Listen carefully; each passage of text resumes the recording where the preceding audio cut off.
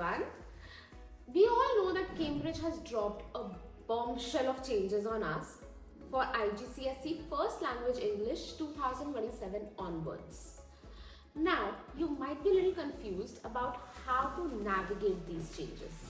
Fret not, I am Aakanksha, founder and educator at InkWell English, and I am here to help you make some sort of sense of this whole mess and guide you step by step and teach you how to navigate your new exam pattern. So if you're going to give your English First Language exam in 2027, this video is for you. Now let's begin with paper 1, which has undergone a major makeover, and in it today I'm going to specifically focus on just one aspect, your writer's effect. Your old question 2D, which has now become question 3D. Now numbering is not the only change in this question. See, while the basic skill set and the foundation of the question is still the same, it has become more nuanced. And how has Cambridge brought out this nuance? They have shortened the question. Sounds better for you? And honestly, I believe it is better. Because now there's no more shifting around, no more wondering, no more rereading the entire text. Cambridge is going to give you one paragraph to focus on, and you need to take out 3 strong images from that paragraph. The major change though is that it has taken imagery, the condition of including imagery, completely away. Now this is a double-edged sword. The thing is that when this condition of imagery was there, in my experience, what my students used to do was use it almost as a crutch. They would find instances of imagery in the text, and that would be their starting point. Now, Cambridge has not only taken away a limiting condition, for some students they have also taken away this crutch. So they are seeing whether or not you have the strong foundational skills to be able to understand how language is being manipulated by the writer. Sounds simple for you if you are a very strong avid reader, if you have been a very avid reader and an intentional reader since grade 3 or grade 4. But unfortunately, given the times that we live in, that is not the case for most of us, including grown-ups. So how do we navigate this now? Now that Cambridge has taken away the need and the space for metaphor spotting and making that your first step. Here is how. In my classes, I work on this with a method called the upside down. This method targets specifically students and learners who fumble at the very first step of mental clarity. Because let's be real, when you are in an exam setup and you are looking at an entire text, you're looking at a paragraph, you are so busy balancing the metaphors and the punctuations, you are so swamped in what the paragraph means, and it is very hard to directly chisel your focus and with pinpoint precision pick out vocabulary which Cambridge wants you to pick up. Now, before we dive into suddenly learning this new method, let's first understand what Cambridge exactly wants from us now. Because as I said, the core essence of the question, the core essence of your response is still the same. What has shifted is our nuances. As per the Cambridge 2027 mark scheme, the only specific mark scheme available out there, this question is marked for the ability to select powerful or unusual words and for an understanding of the ways in which language is effective. Expect responses to provide words or phrases that carry connotations additional to general meaning. First, let's decode this. What Cambridge expects now is for students to focus on unusual vocabulary, unusual words or phrases.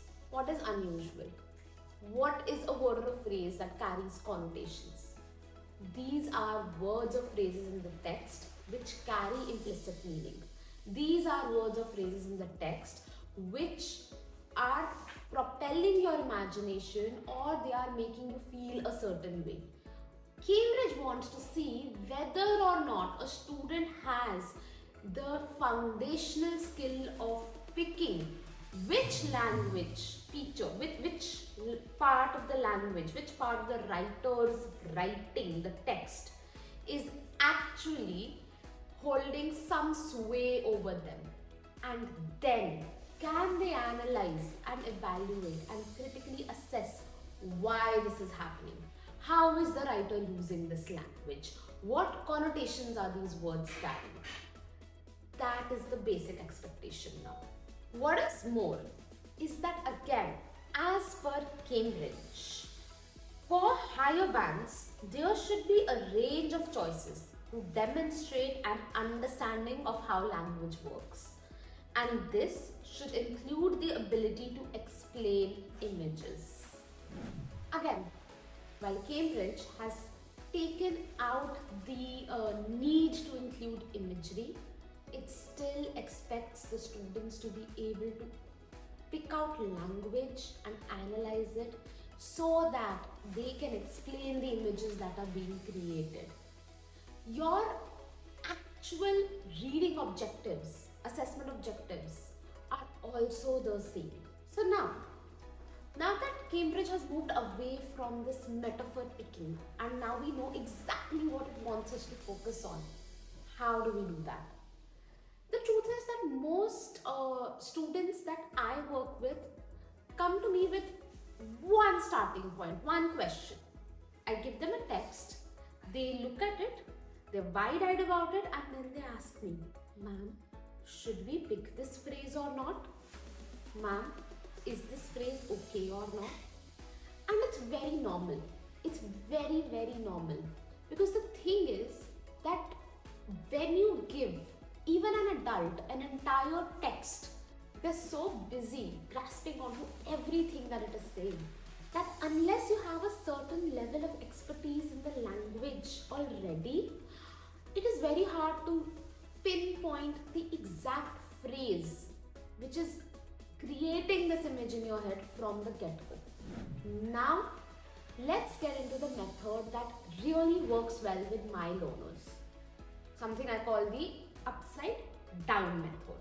With me till the end of this video to see exactly how to employ this method and how it works. I will at the end give you a sample exemplar as well, so that you know exactly what your final response should look like and how you will use this method to achieve a proper exam ready response. It's kind of like a little bit of an unconventional magic trick. So now let's dive in. Now you have your text, you have your question in front of you. What's the first thing you do? You take out a rough page and you write down quickly these 4 questions that you're going to give me, let's say, even one word answers were. One word answer to. You can mind map them, you can draw them, you can give me quick bullet points, that's fine. What matters is the sequence of these questions that I am about to give you. You have your text. Number 1, the first question you answer. What does the writer want me to focus on here? Or how would I feel in this situation? Whichever comes more naturally to you. For me personally, it's the second one. Would I feel in this situation? The very minute you read your little paragraph, first thing you do is you ask yourself, how would I feel here? What kind of feeling does the writer want me to focus on?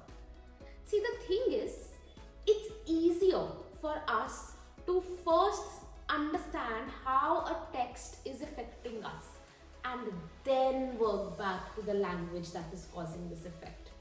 Because we live in a generation where, thanks to media frenzy, social media, movies, media literacy, we are exposed to so many forms of texts that it is easier for us to pinpoint how something makes us feel as opposed to exactly what in it is making us feel this way.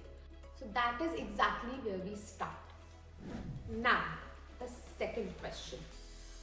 How did the writer get this reaction from me? Now over here you are building onto your inference, you're building onto this reaction that you've gotten, which by the way is a segment of your implicit understanding of the text. And you are kind of working back in and trying to see the language part of it now. Now you are basically building a bridge. You're moving from your vague inference to something a little more detailed, which connects back to the text. So did the writer probably use some very negative words here, or did the writer use perhaps certain punctuations? Is the writer's tone making you feel a certain way? You have to get it out on paper. This is going to declutter your mind. And the second you have these two big questions out of the way, you will be able to focus on the phrase that you need to get to, which is your actual starting point. So your next question, which exact phrase is eliciting this reaction from me? Now that you know your reaction, you know whether you're happy, sad, frustrated, scared, uneasy, vulnerable, whatever. You kind of have a sense of the language that is causing this. Is it positive? Is it negative? Is it sunny? Is it like a mental picture? Is it imaging? There are images of the stars in the sky which are making me feel like I'm longing for something. You have all this out of the way. Now you get down to the nitty-gritty detail of the text. What is that phrase? What is that word that is making me feel this way? It is much easier to connect the phrase to the feeling now. And then finally, because Cambridge wants to see its students understand the literal explicit meaning of the text, the explicit meaning of the word, along with its connotations, you are going to ask yourself, what is the literal meaning of this word or the phrase in my context? Remember, in my context is extremely important here. This is going to be your key. Once you have these 4 questions answered, we are going to flip them upside down. When you write your actual exam answer, you are going to give me the answer to the 4th and the 3rd question that we just deciphered, the phrase and the meaning together in the beginning. Then you are going to go into how that language is working, which is your 2nd question. And finally, you are going to talk about the effect it has on the reader, which was my 1st question to you. Try it with me right now. We're going to work on this with an example, and you will see how easily you are able to manage this question. Let's begin. Now, I'm using a text from a past paper because I have to save the only specimen paper that we have as of now for future purposes in my own classroom. But fret not, I have a very good text here which was released by Cambridge in one of its own past papers. And moreover, I have created a question which is aligned to what Cambridge is going to ask you in the new Writers Effect 2027 version, you can say. So this is the text on your screen. You can hit pause, read it comfortably, and hit play once you're ready to dive into the question and the method with me. Take your time. Okay, now that you're ready to dive into this, clearly since you hit play, let's begin. Now this is the question that we have with us. I have taken paragraph 3 as my focus paragraph because I really felt that it was extremely juicy and it had some very, very good images right there. Now the question expects you to be able to analyze 3 images. this method is created for you to answer one image. So what do? You create 3 mini paragraphs by replicating this method thrice. Simple enough? Let's see how. My first question, how would I feel in this situation? Now when I work on this with my students and when I myself look at this paragraph, usually our feelings go a little bit like we feel a little uneasy at the description of the shipwreck because it is a very, very poignant and moving description. You could also perhaps say that you're a little curious. So I've had some learners who are like, Mom, we're a little curious to explore this. Okay. You're also a little scared at the intensity of the wreck, at how the ship is decaying. They're also feeling a little vulnerable.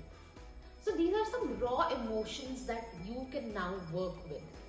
Uneasy, curious, scared, vulnerable. You are going to pick the strongest of these emotions which align the most. So for me, I would pick probably uneasy and a little bit of that vulnerability and that fright that you feel. Next, we move into our second question. How is the writer getting this reaction from you? Now, when I start working back along with my kids, we usually reach this kind of like a consensus that, and it's all the negative language. So you have this really sunny kind of a description of the beach and people playing and like the family having fun going on, and all of a sudden you get this really, really negative language. You have your blunt descriptions which really make you imagine the shipwreck. That's your imagery right here. And that otherwise joyous mood is broken intentionally by the writer with the kind of language, with the kind of words he's picked. Now what exactly are those words? That's our third question. Which phrase is eliciting this reaction? There are a bunch of phrases here, but I would be looking at rotting and exposed. Next, what is the contextual meaning of this phrase? Now we have 2 strands here. Typical question from Cambridge, explain the 2 strands. That's what we're going to do here. Rotting basically means decaying. So the ship is decaying. What does that mean? That's your explicit meaning. A little bit of connection to your other questions, probably that the ship has been underwater for quite a while now. So it has just been washed up. It's a very old wreck. Then you have exposed, without any covering. Then you're exposed. When something is exposed, it's a little vulnerable. Now see, you have all these different various strands to work with. All you have to do is make it upside down and create 1 mini paragraph. You'll do this 2 more times and you will have your complete answer, analyzing 3 different images. Now you may ask me that, ma'am, how do we still write this? There are a lot of ways for you to write this. There are multiple ways that we go into in my classes. I'm going to give you one of them today. You want to connect each by going the opposite way, by making it upside down. And you want to stretch and develop each thought strand like you do when you learn your peel and petal. You really elaborate it, explain it, you stretch it. To do that, I can give you a guiding sentence frame for now, which you should be able to see at this moment. So your sentence frame can go a little like this phrase, dash. This is where you insert your phrase. Describes, dash, your explicit meaning in a literal sense, showing that, dash, your basic inference. This helps the reader understand that, dash.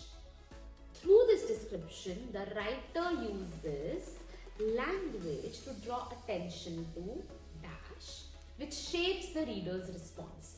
This encourages the reader to see dash and feel dash, creating a sense of dash. Now Now these dashes are your answers that you're going to develop and stretch.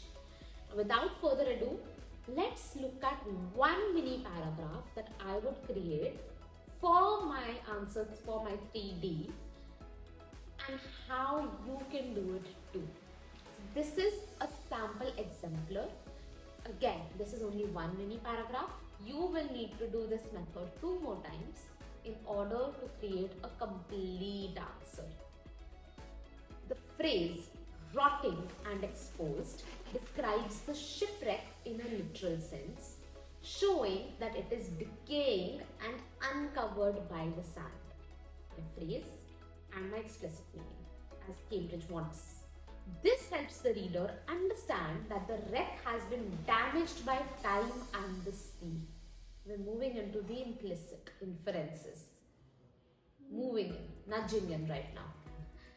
Through this description, the writer uses blunt and negative language to draw attention to the wreck's vulnerability, which shapes the reader's response. Going up to our second question. As a result, the reader begins to feel uneasy because the description suggests neglect and fragility rather than strength. Remember, we're going to work with vulnerability, unease, and we're stretching it. We're really going into the development of the idea now. This encourages the reader to see the shipwreck not simply as an interesting discovery, but as a reminder of destruction and loss, creating a darker and more unsettling mood in the otherwise joyous scene. Now, this is a sample for one mini paragraph. Remember, you have to write 3 such mini paragraphs based on this one little text that has been given to you by using this method thrice. Now, of course, in my classes, we delve into further details. This is just the tip of the iceberg.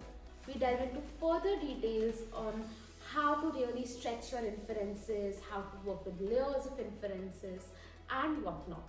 So if you want me to go into the nitty-gritty details of expanding your sentences, developing your thoughts, developing your inferences as well, please subscribe to my YouTube channel and let me know in the comments below what you need the most help with now. Moreover, if you need some personal mentoring for IGCSE English First Language Paper 1 for 2027 or even for the current batch, you can DM me on my Instagram account on our Instagram channel, or you can also drop me an email and we can get in touch.